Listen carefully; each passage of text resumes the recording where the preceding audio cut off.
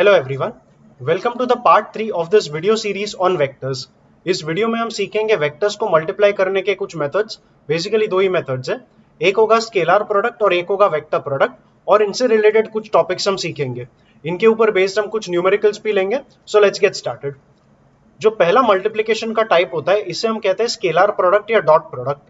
Scalar product इसलिए because इस वे में जब हम वेक्टर्स को मल्टीप्लाई करेंगे तो फाइनल आंसर एक स्केलर होगा। स्केलर मतलब बस एक सिंपल नंबर, जैसे 1 2 3 0 -2 -3 या कोई भी real number. So scalar product का डेफिनेशन होता है a bar dot B bar is equal to a B cos theta. इसका कोई एक्सप्लेनेशन नहीं है, ये फॉर्मूला बस आपको एज इट इज मेमोराइज करके रखना है। सो मान ले ए बार ये वाला वेक्टर है, बी बार ये वाला वेक्टर है, इनके बीच का जो एंगल आएगा वो थीटा आएगा। एंड लाइक आई सेड, इनका स्केलर प्रोडक्ट मतलब ए बार डॉट बी बार, इसका डेफिनेशन होता है ए बी कॉस थीटा। इस डेफिनेशन में ये जो ए टर्म है, ए मतलब मैग्नीट्यूड ए बार, बी मतलब मैग्नीट्यूड बी बार, एंड जो थीटा है वो तो क्लियरली इन दोनों के बीच का एंगल ही होगा। इसके आगे ए बार जनरली हम लिख के, ए बार या इन जनरल कोई भी वेक्टर लिखा जाता है इन terms of I cap, J cap, K cap. सो ए बार समझ ले is a1 i cap, a2 j cap, a3 k cap. फिर बी बार भी आई जे के टर्म्स में ही होगा।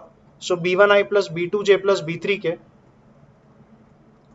अगर इन दोनों को मल्टीप्लाई करेगा, so if I try multiplying a bar dot B bar, मतलब a1 i cap plus a2 j cap plus a3 k cap dot b1 i cap plus b2 j cap plus b3 k cap. Bracket open करके हर term लिखने का try कर, तू notice कर basically तेरे को मिलने वाला है 9 terms. So a1 i cap into b1 i cap, that is going to give you a1 b1 i cap dot I cap plus a1 i cap and b2 j cap को multiply कर ले। सो यहां से तेरे पास आएगा a1 b2 आई cap dot जे cap. एक और term लिख ले, it will B a1 b3 I cap dot के कैप प्लस 6 टर्म्स और आएगा, ये 6 टर्म्स भी तू अपने आप लिख पाएगा। अब यहां पे I cap dot I cap निकालने का जो मेथड रहेगा, it will be from the formula only. I cap dot I cap मतलब you will go for magnitude of I which is 1 into magnitude of the second vector which is again 1 multiplied by angle between I cap and I cap. अगर I cap देखेगा तो it was a unit vector along X, और दूसरा आई cap भी अगर लेगा तो coincide करेगा। बेसिकली इनके बीच का जो एंगल आया वो 0 डिग्रीज आ गया। तो यहाँ कॉस 0 से तो मल्टीप्लाई करेगा, लेकिन कॉस 0 तो 1 होता है, तो आई कैप डॉट आई कैप 1 आएगा। तो सिमिलरली अगर नोटिस करेगा तो जे कैप डॉट जे कैप भी इसी कैलकुलेशन से 1 आएगा, और के कैप डॉट के कैप जो रहेगा वो भी इक्वल टू 1 रहेगा। सो ये तो हो गए हमारे 3 टर्म्स इस एक्सपेंशन में। I cap dot I cap, J cap dot J cap, K cap dot के कैप का वैल्यू 1 आएगा। आगे अगर तू आई कैप डॉट जे कैप निकालने का ट्राई करेगा तो ये आएगा magnitude I cap 1 magnitude J cap 1, लेकिन आई कैप और जे कैप मतलब एक्स और वाई के बीच का जो एंगल है वो 90 है, तो ये मल्टीप्लाई होगा cos 90 के साथ, लेकिन cos 90 का वैल्यू 0 होता है, तो आई कैप डॉट जे कैप 0 आएगा। सिमिलरली अगर तू जे कैप डॉट के कैप करेगा तब भी ये 0 ही आएगा, क्योंकि जे और के मतलब वाई और जेड के बीच का एंगल जो कि 90 आएगा। And this will also be equal to k cap dot I cap, क्योंकि के कैप डॉट आई कैप मतलब जेड और एक्स के बीच का एंगल भी 90 है, तो के कैप डॉट आई कैप का वैल्यू भी 0 ही आएगा। अब तू आई कैप डॉट जे कैप बोल या जे कैप डॉट आई कैप बोल, इसमें कोई फर्क नहीं पड़ेगा। Basically a bar dot B bar and B bar dot A bar are the same, because if you say A bar dot B bar it is A B cos theta, and B bar dot A bar भी आएगा B A cos theta, which numerically becomes the same. So scalar product में फर्क नहीं पड़ता है कि तू ए dot B बोल या बी डॉट ए बोल, इन दोनों का वैल्यू, इन दोनों का मीनिंग सेम ही होगा। सो if I cap dot J cap was 0, J cap dot I cap भी 0 ही आएगा। सो if you put in all the terms in this expansion here, this expansion मतलब ये जो नीचे हमने एक्सपेंशन लिखा था वो एक्सपेंशन ये वाला, सारे टर्म्स अगर इसमें पुट करेगा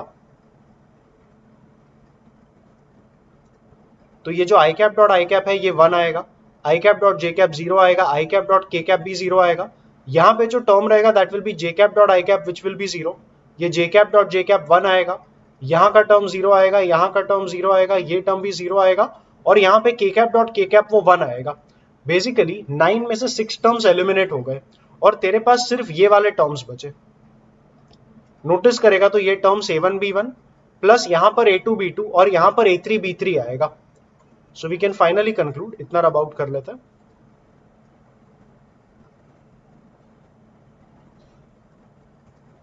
सो वी कैन फाइनली कंक्लूड कि a bar dot b bar जो आया ये बना a1 b1 plus a2 b2 plus a3 b3.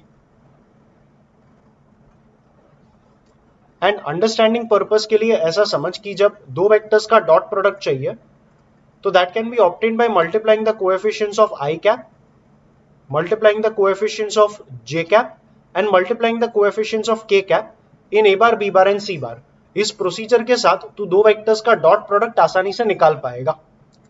Now where can you really use it? You can basically use it to find angle between two vectors. मतलब मान ले मुझे दो vectors पता है i cap j cap k cap में क्या है. So let us say a bar is a1i plus a2j plus a3k. Similarly, b bar is also known, b1i, b2j, b3k. So to find angle between the two vectors, we will use the basic formula a bar dot b bar is ab cos theta. So cos theta का formula बनेगा a bar dot b bar upon ab. a bar dot b bar तूने just अभी अभी समझा था कि a bar dot b bar can be obtained by multiplying the coefficients of I, J and K for both the vectors. तो ये बनेगा a1 b1 plus a2 b2 plus a3 b3. ये बेसिकली एक नंबर आएगा जो तेरा numerator form करेगा and denominator में आएगा a इंटू बी. a मतलब मैग्नीट्यूड a बार. मैग्नीट्यूड निकालने का तरीका था root over a1 square plus a2 square plus a3 square. और जो b है ये बनेगा magnitude b bar. Magnitude b bar मतलब root b1 square plus b2 square plus b3 square. इस फॉर्मूला के साथ तू एंगल बिटवीन टू वेक्टर्स निकाल पाएगा. सो ये डॉट प्रोडक्ट का जो कॉन्सेप्ट है, it helps you to find angle between two vectors if the vectors are given to you in terms of I cap, J cap and k cap. आगे बढ़ with the next concept, projection formula. मान ले यही तेरा setup था which was a bar and B bar and इन दोनों के बीच का एंगल थीटा था. If I want the projection of B bar on A bar, projection of B on A मतलब अगर मैं बी बार का शैडो ए बार पे लेता हूं तो बी बार का जो शैडो है वो इतना लेंथ का शैडो बनेगा.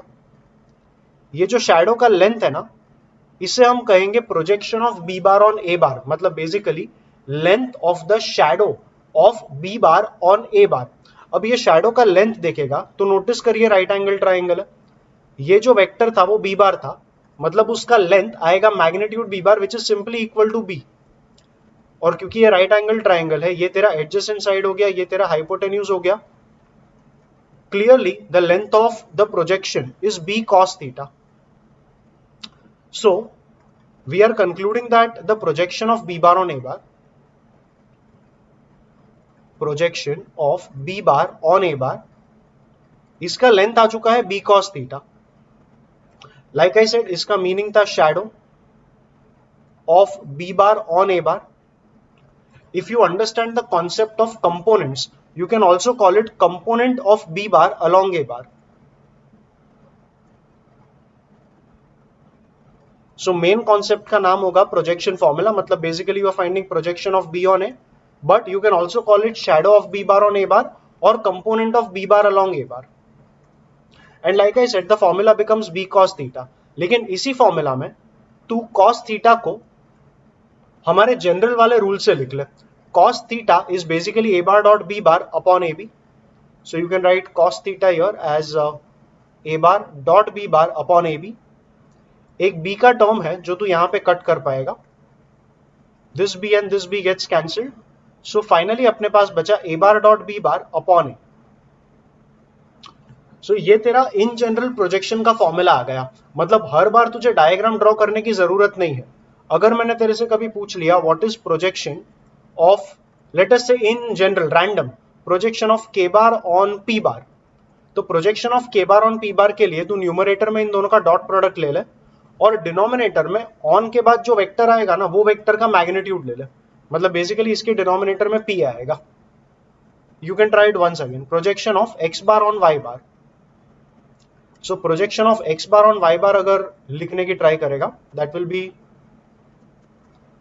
ऊपर इन दोनों का dot product which is x bar dot y bar and divided with magnitude of on के बाद y बार आया ना, तो you divided with the magnitude of y which is simply y.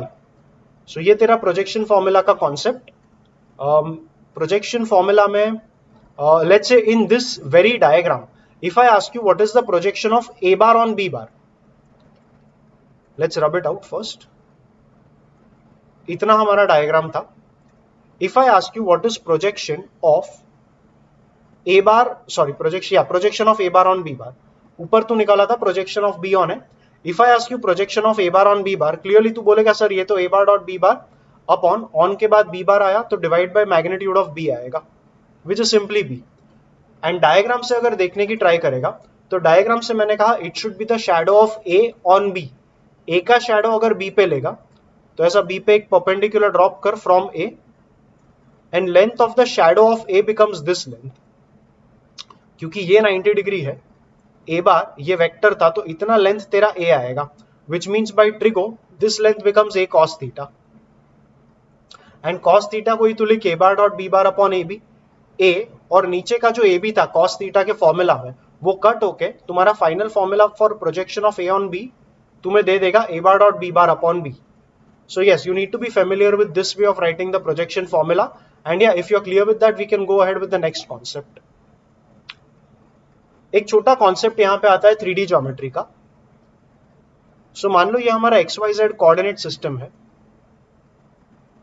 And randomly मैंने यहां पर एक पॉइंट मार्क कर दिया पॉइंट P। लेट अस से the coordinates are P1 P2 P3। आप पॉइंट P का पोजीशन वेक्टर ड्रॉ करो, मतलब you draw a vector from origin up to the point P। This becomes the position vector of P and we will represent it by the alphabet P bar.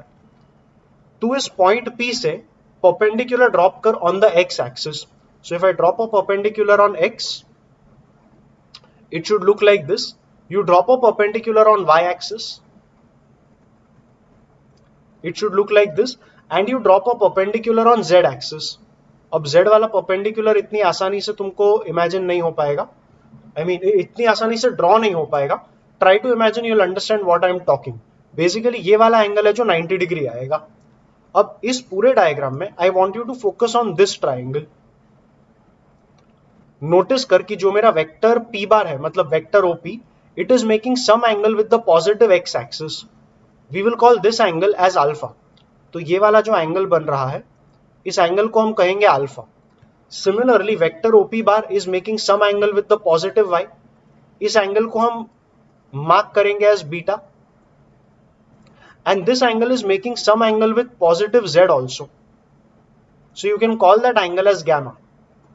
ये z वाला angle अगर इस triangle में imagine करेगा, this triangle, इस triangle में अगर imagine करेगा तो वो गैमा वाला जो एंगल है it is somewhere over here. This angle is your angle gamma. Okay, now closely look only at this triangle. I will draw it separately over here. This is O, this is your point P, and let us just say that the perpendicular you're dropping here has the coordinate as x. We had marked this angle as alpha. Basically ये वाला angle है वो alpha रहेगा।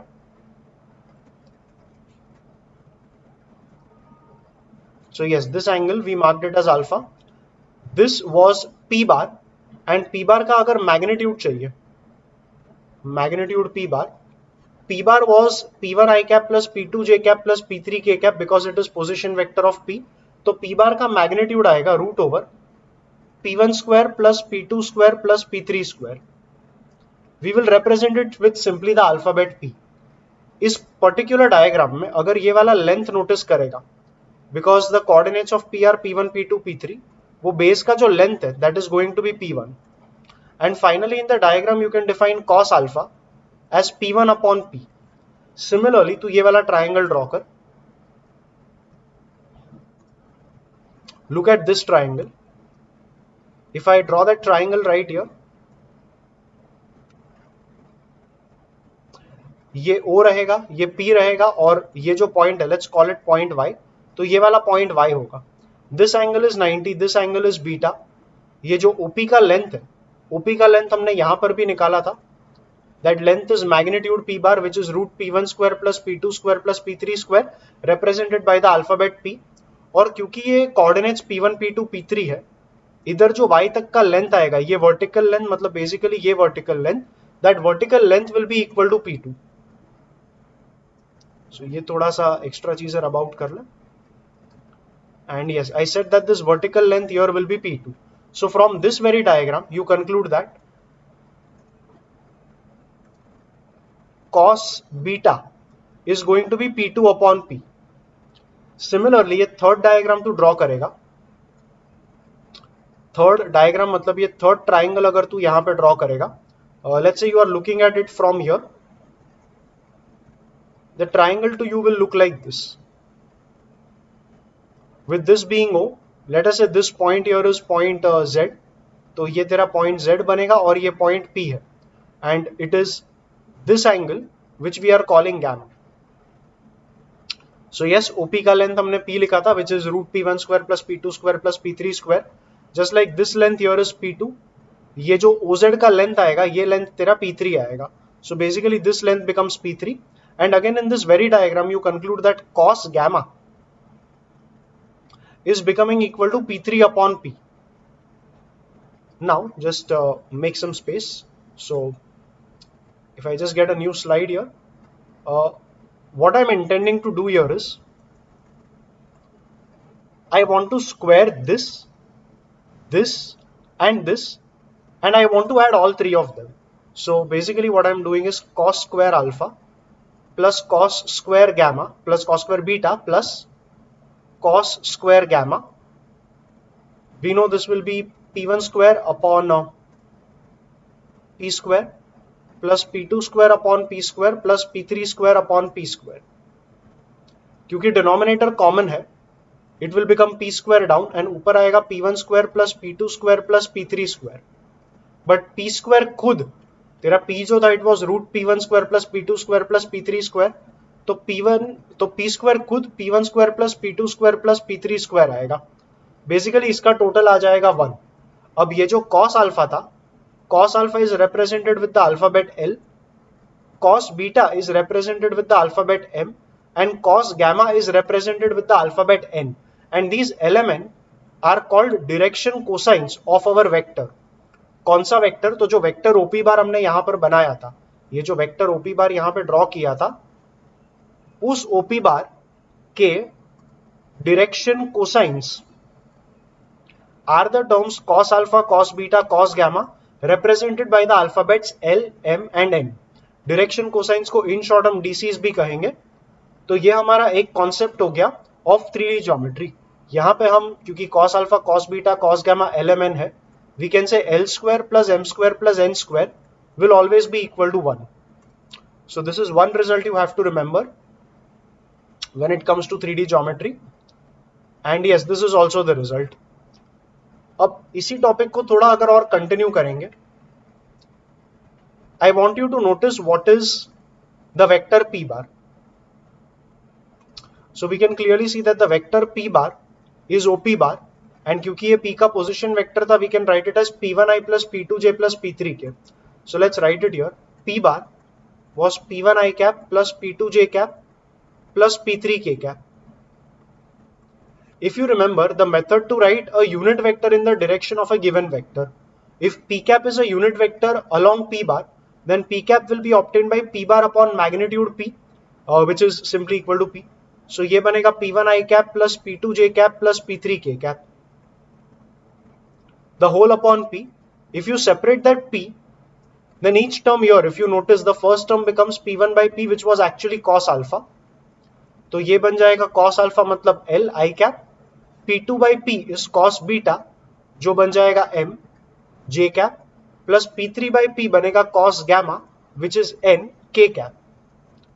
So basically when you write Li plus Mj plus Nk, मतलब अगर तेरे vector के DCs become the coefficients of I cap, J cap, K cap, it gives you a unit vector in the direction of our given vector. So हम कहेंगे LMN are the DCs, direction cosines of P bar. ये तो हमने पहले भी देखा था. But अगर P bar एक वेक्टर है P1I, P2J, P3K, तो इनका बोलने का तरीका होता है कि P1, P2, P3 are the DRs मतलब direction ratios. Direction ratios, like I said, इसे हम रिप्रेजेंट करेंगे with the short form DRs. P1, P2, P3 are the DRs of P bar. एकदम कॉमन सेंस, एकदम सिंपल भाषा में बोलूं तो जब भी मैं कहूं ABC are the DRs of a certain vector, मतलब ABC are the coefficients of I, J, K in that particular vector. जैसे इसमें मैंने बोला P1, P2, P3 are the direction ratios of P bar, मतलब P1, P2, P3 I, J, K के coefficients होंगे। अब जब भी तू ये वाला वेक्टर बनाएगा तब जरूरी नहीं है कि ये यूनिट वेक्टर हो, this could be any vector, but if you right a vector with the coefficients of I, J, K as the DCs, then that vector compulsorily has to be a unit vector. So this is one more point about DCs and DRs which you should keep in mind. Take the next concept, vector product मतलब cross product. Let's say there's a vector A bar. इसको imagine करके ये vector screen के बाहर आता है और screen के अंदर एक और वेक्टर ले ले, वेक्टर B बार। इनके बीच का जो एंगल है वो है थीटा। तेरा राइट हैंड ओपन आउट कर and keep your right hand on the vector A bar. Right hand के जो फिंगर्स है, फिंगर्स को ऐसे वेक्टर ए बार के ऊपर रख ले। Okay, so if you keep your right hand right here on A bar and you close your fingers towards b bar, तो तेरा जो थंब है, थंब तेरा इधर ऊपर की तरफ बाहर आएगा। ये जो थंब रहेगा ये डायरेक्शन होगा ए बार क्रॉस बी बार वाले रिजल्टेंट वेक्टर का। So the thumb is going two point in this direction and this will be the final direction of A bar cross B bar. तू notice करेगा तो A bar cross B bar is a vector which is perpendicular to A bar. It is also a vector which is perpendicular to B bar. तो ये कुछ method होता है A bar cross B bar का direction निकालने का। The direction of A bar cross B bar will always be obtained by the right hand rule. Right hand को place करने का on the first vector and you will close your fingers along the second vector. तेरा जो भी thumb बाहर निकलेगा it will represent the direction of your resultant a bar cross B bar वाला vector. ये प्रोसीजर थोड़ा प्रैक्टिस करना and with a little bit of practice you can master that procedure very easily. अभी equations पे आ जा। पहले तो A bar cross B bar का मैग्नीट्यूड, मैग्नीट्यूड मतलब length of A bar cross B bar, is simply going to be A B sine theta. इसका भी कोई एक्सप्लेनेशन डेरिवेशन वगैरह नहीं है। जैसे ए बार डॉट बी बार मैंने कहा ए बी कॉस थीटा था और वो भी तूने याद रख लिया, वैसे इसको भी याद रख ले कि ए बार क्रॉस बी बार का जो मैग्नीट्यूड होगा it will be A B sine theta. अब A bar cross B bar as a vector कैसे मिलेगा? So if you remember to obtain a vector you can multiply unit vector in that direction with its magnitude. सो यहाँ पे A cross B का magnitude आ जाएगा A B sine theta and just take a vector N cap as a unit vector in the direction of a bar cross b bar. So you can multiply ab sin theta with n cap to get the final a bar cross b bar. So ये तेरा एक base definition होगा a bar cross b bar find करने के लिए। अब in general a bar is a vector in terms of I j k. So a1 I cap plus a2 j cap plus a3 k cap. Similarly b bar is also a vector in terms of I j k, मतलब b1 I cap plus b2 j cap plus b3 k cap. तो अब अगर ए bar cross B bar करेगा, once again तेरे पास 9 terms आने वाले हैं। जैसे पिछले डॉट प्रोडक्ट में किया था उधर 9 टर्म्स थे, वैसे ही 9 टर्म्स यहां पर भी रहेंगे। सो if you multiply you will get a1 b1 I cap cross I cap plus it will B a1 b2 I cap cross j cap,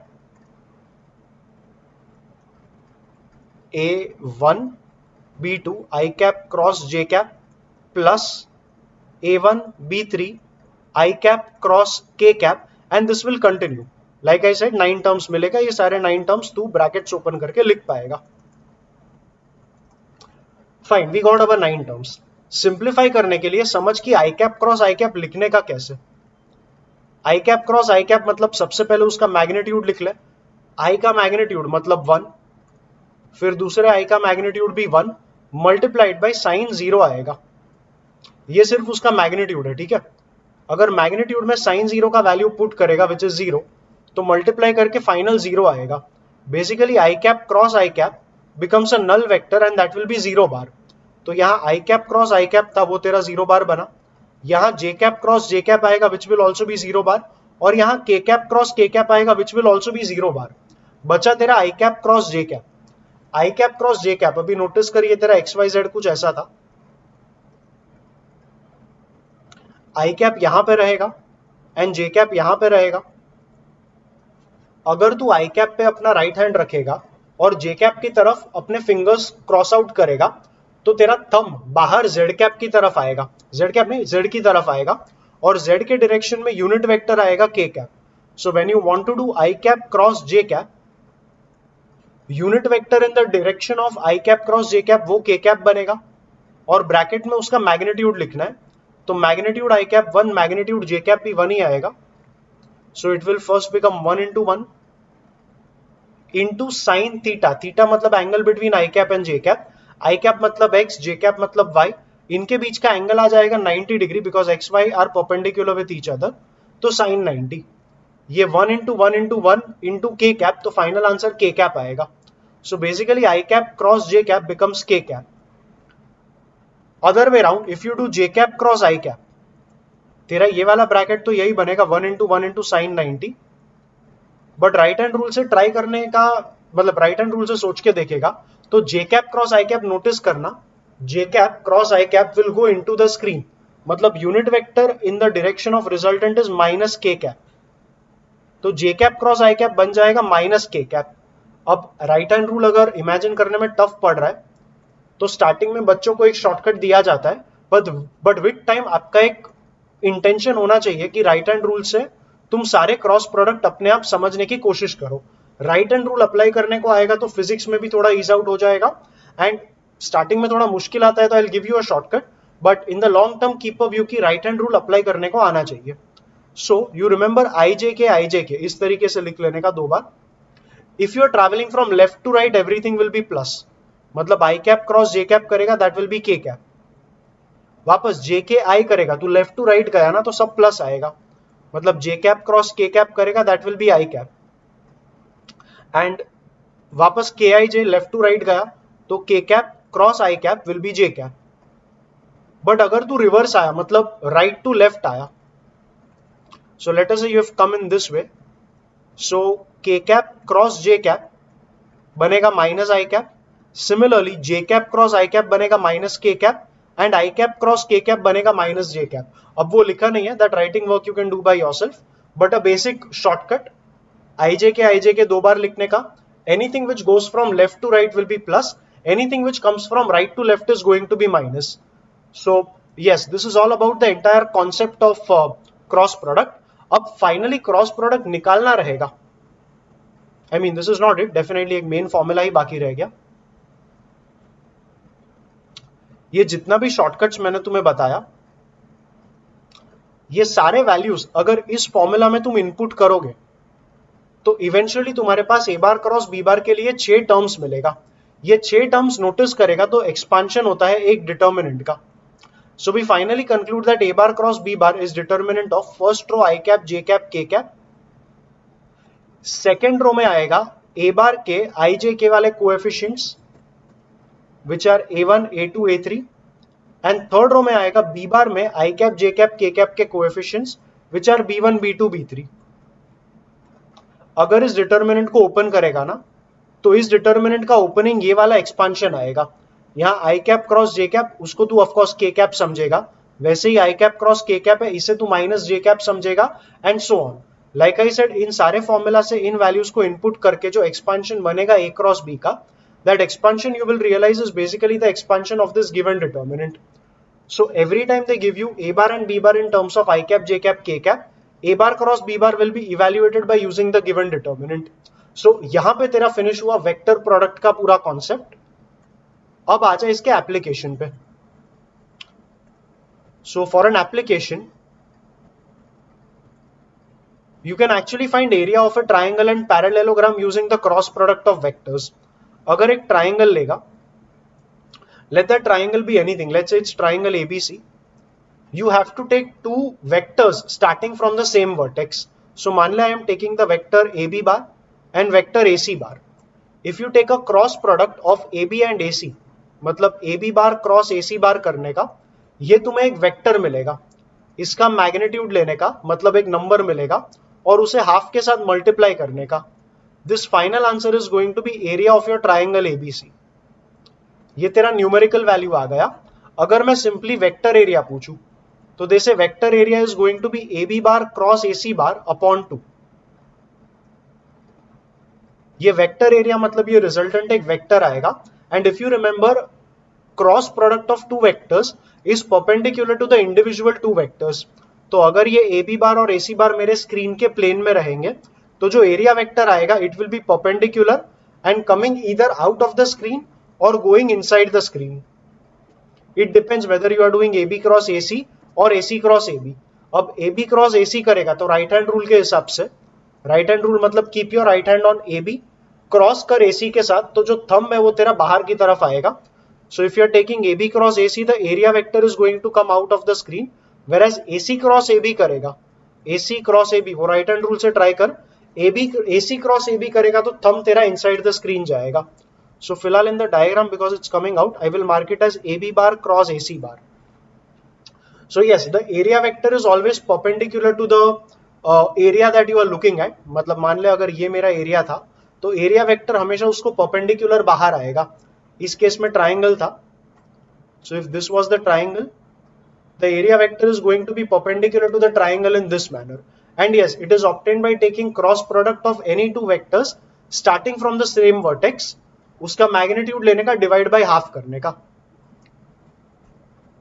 so yes, that is a formula for area of a triangle.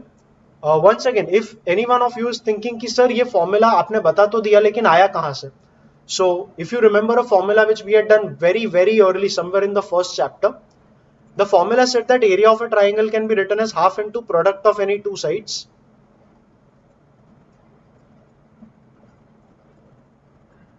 multiplied by the sine of angle between them.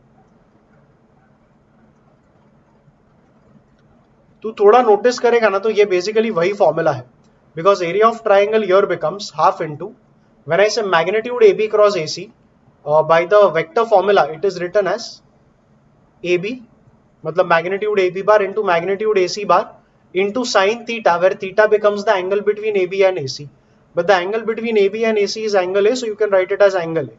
So ये basically वही formula आ गया. तो ये formula पहले तूने लिखा था अपने एंगल्स एंड मेजरमेंट्स में, और वही फॉर्मूला वेक्टर्स के फॉर्म में तू यहाँ पे सीखा. इवेंचुअली क्रॉस प्रोडक्ट के साथ तुम एरिया ऑफ ए ट्राइंगल निकाल पाओगे, ये तुम्हें याद रखना है. So yes, the discussion has become a bit long, but I am happy we are covering everything.